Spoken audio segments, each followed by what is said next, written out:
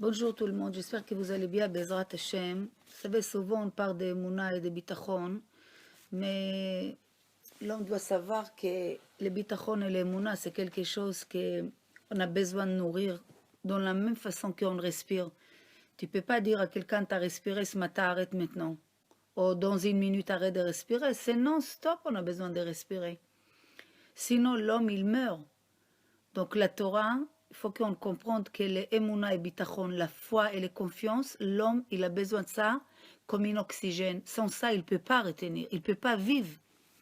Et on voit que même des gens énormes dans la Torah, tous les niveaux, et il y avait des moments, dès qu'il y a un moment de faiblesse, les Emouna, elles descendent. La foi, le Bitachon.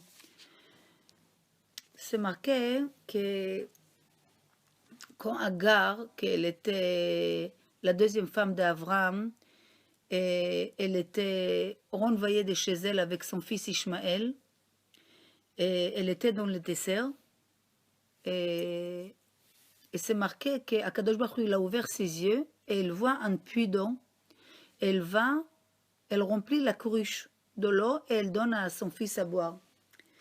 Et quand on étudie cette phrase, donc il est marqué dans la Torah, alors Chachamim, il demande pourquoi la Torah, elle a trop détaillé, qu'elle a trouvé de l'eau, elle a rempli d'eau. Donc les Chazal, avec leurs yeux qui étaient sains et purs, ils voulaient développer les phrases que c'est marqué Vatemalet Hachamat pour nous dire qu'elle a rempli la cruche plus qu'elles avaient besoin. Parce qu'elles s'inquiétaient pour demain.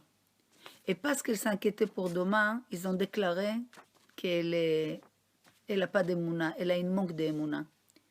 Mais si on regarde, pourquoi elle a une manque d'émouna? C'est une femme, toute seule avec son fils. Son fils, il est malade, terrible. Ils sont dans le désert, il n'y a personne. Ils sont dans un danger total. Tout d'un coup, il a un nes. Mamash nes. Elle trouve de l'eau qu'elle peut boire et donner boire à son fils. Et pourquoi Chachamim, ils ont déclaré qu'elle n'a pas d'émouna? Alors Chachamim, il essaie d'expliquer comme ça. Imaginez-vous un homme qui va dans une calèche tout en or avec un roi. Et est-ce que c'est possible que cet homme qui est collé au roi, avec toute la calèche, et serviteurs, une calèche magnifique, il va amener un sandwich avec lui, avec une petite bouteille d'eau, pour les chemins? S'il fait une chose comme ça, c'est comme s'il ne tient même pas au roi qu'il va s'occuper de lui pour manger, pour boire, pour tous les chemins, etc. Qu'est-ce que le roi, il va te laisser faim et soif? C'est normal que de tout ce qu'il a, le roi, tu vas toi aussi, tu vas avoir, tu vas profiter.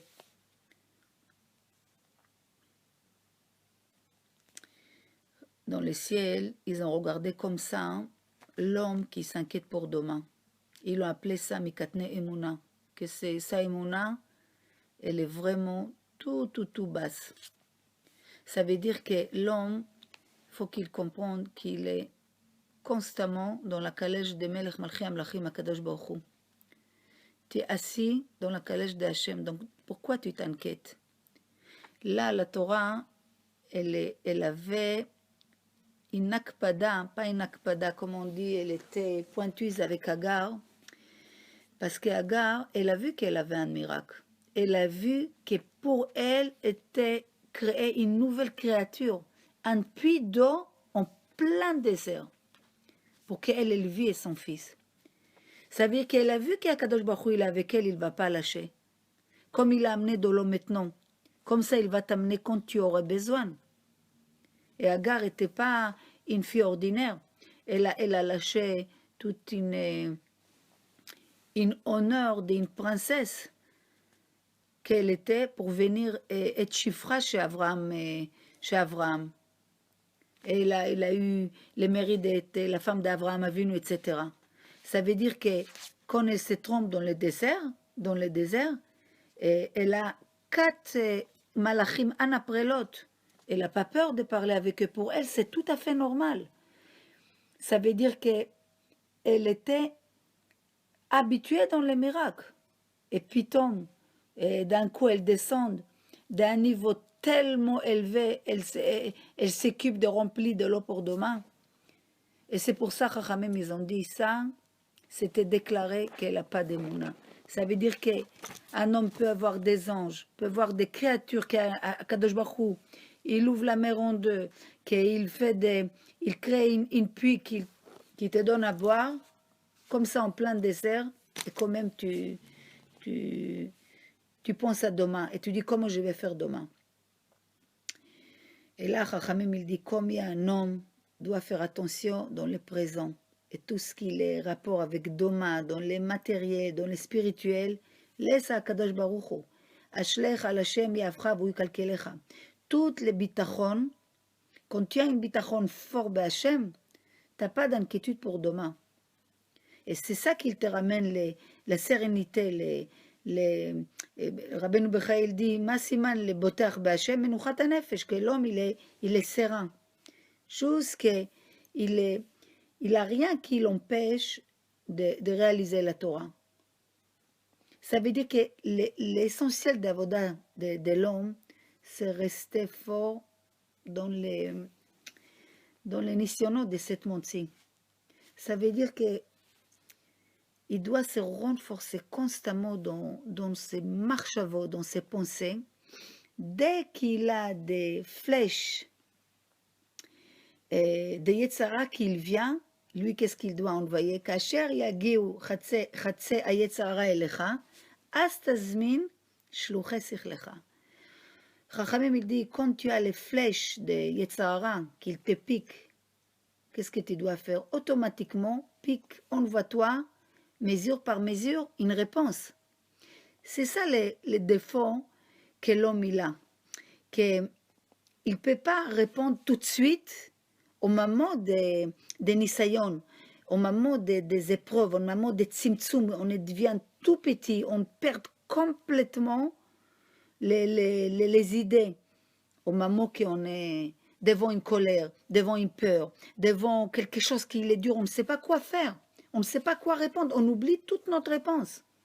Qu'est-ce qu'on doit répondre tout de suite pour dépasser cette peur, cette imagination, cet obstacle, cette épreuve qu'on est en train de passer.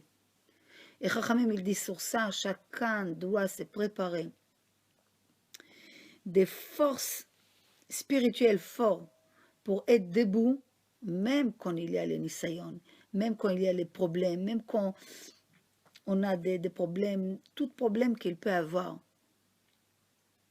Et mettre le bitachon, Hachem doit être en dessous de la nature. Ça veut dire qu'on ne cherche pas de logique. Parce que logiquement, il y a beaucoup de choses qui ne peuvent pas se passer. Mais si nous, notre bitachon, on investit, on étudie, on se renforce dans le bitachon et Emunah Hachem, on doit passer, notre bitachon doit être me'al la teva avec Akadosh Baruch Hu. Si tu te places ton bitachon me'al la teva, et tu peux être sûr que tu vas passer beaucoup de moments qui sont pas évidents, parce que vous savez, les Yetzara, c'est un détecteur de température.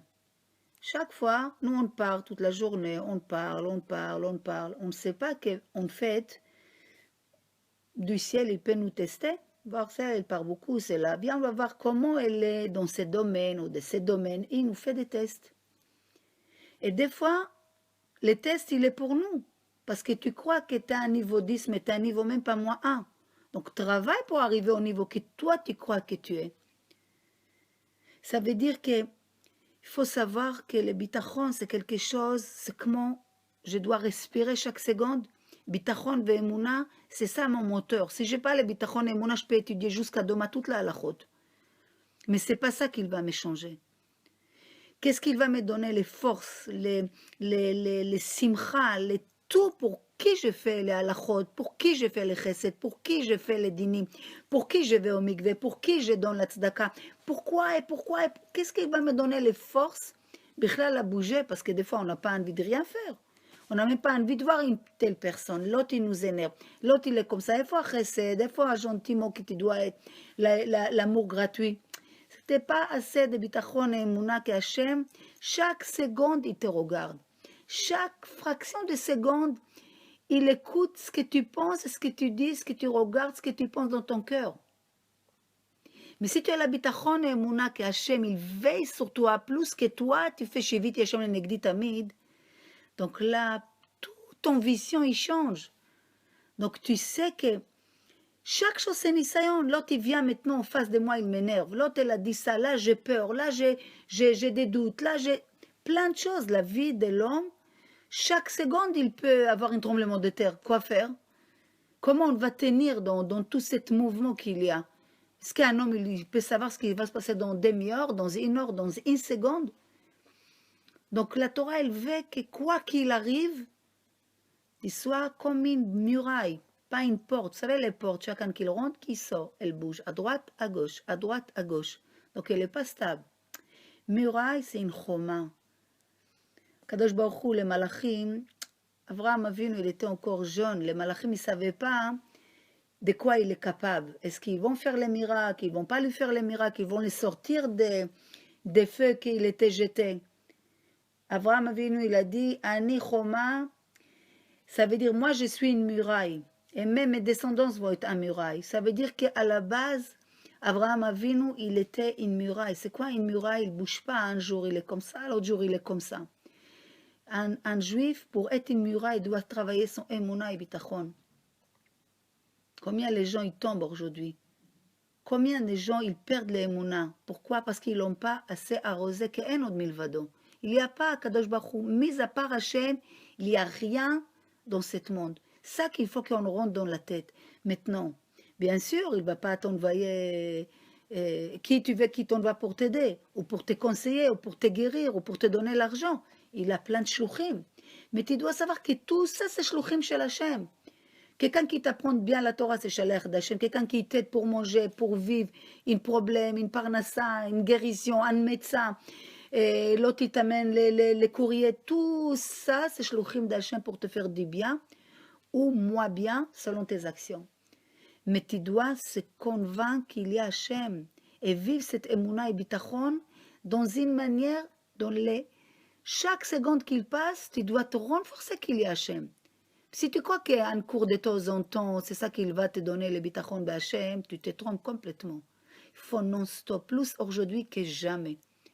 Plus aujourd'hui que jamais. Depuis quand une femme doit faire 3 tfilotes? Même pas une tfila, elle n'est pas obligée. Amida, c'est rien à voir avec nous. Mais si les gars, on adore, Rav Kanevski, il a dit il y a 3 ans, aujourd'hui, les femmes qui peuvent faire 3 tfilotes, allez-y. Les générations, elle est faible. L'homme, il est faible. Beaucoup de gens, ils sont faibles. Aujourd'hui, c'est pas facile de tenir. Ça veut dire quoi tenir? Tu peux tenir et manger, vivre comme un animal, tout le monde peut tenir, il n'y a pas de problème. Parce que il y a des choses qu'à l'intérieur, ils commencent à être pas bien, mais le temps que tu vois à l'extérieur, ça prend du temps. Mais spirituellement, pas beaucoup de monde peut tenir. Donc pour tenir spirituellement, être besimcha. C'est quoi la simcha? La simcha, c'est pas que tu vas sauter à droite à gauche, c'est à balev shelach. Dans ton cœur, tes simcha, que ta marchava, c'est les mêmes lettres, elle est bonne, elle est toujours positive sur la vie. C'est ça être besimcha. Et faire la vodat Hashem besimcha, ça, tu as besoin non-stop, c'est renforcer qu'il y a Kadosh Baruch Hu dans ce monde. Et je suis convaincue qu'il est là. Si Agar était convaincue qu'Hachem il est là, Chazal, c'était pas marqué sur la Torah, hein, et Chazal, ils n'auraient pas traduit qu'elle était mikatne emuna, que sa emuna, elle était petite. Parce qu'elle remplit ce qu'elle a besoin, elle sait que dans une seconde, elle a besoin d'un lion pour manger. Kadosh Baruch Hu, il va créer un lion, il va créer le feu, elle aura ce qu'il faut. Mais comme elle est remplie pour demain, c'est comme Bnei Israël dans au Midbar, qu'ils ont pris une double partie pour demain, des mannes, des manger qui tombaient du ciel, et tout est devenu pourri. Pourquoi? Parce qu'elle fait confiance à Hachem. comment tu vois la confiance à Hachem que non-stop, t'es besimcha, que tout va aller. Cette simcha que tout va aller, tu montes à Kadosh Baruch Hu, que tu as confiance en lui. Mais si tu peux étudier, tu peux faire plein de choses, mais à l'intérieur de toi, tu es rempli de dagas, de machar, des inquiétudes pour demain, comment ça va être. Aujourd'hui, ça va, remplis ta journée, répare tout ce que tu peux aujourd'hui, sois le meilleur aujourd'hui, à Kadosh Baruch Hu, demain, il soit avec toi, comme il était avec toi aujourd'hui. Bezrat Hashem, ça c'est des choses qu'on a besoin non-stop nous dire et nous redire comme on respire. Réfléchis. Tu respires, la même chose, tu as besoin d'Emouna et Bitachon. Malheureusement, ils ont fait comment on dit, comment, je ne sais plus comment dire ça. Ils ont vérifié combien l'homme il respire par jour. Il y a beaucoup de gens qui respirent très très mal. Alors, même respirer, c'est important de savoir comment respirer. Prends l'air, remplis à l'intérieur de toi et les sortir. Ça aussi, ça joue aussi sur le stress, sur le corps, etc. Savoir comment respirer. Ça dégage beaucoup, beaucoup de choses. Et de là, on doit comprendre combien on a besoin non-stop respirer la Emouna et Bitachon B'Akadosh Baruch Hu. Qu'on arrive, si Dieu veut. Bezrat Hashem, kol tov à tout le monde.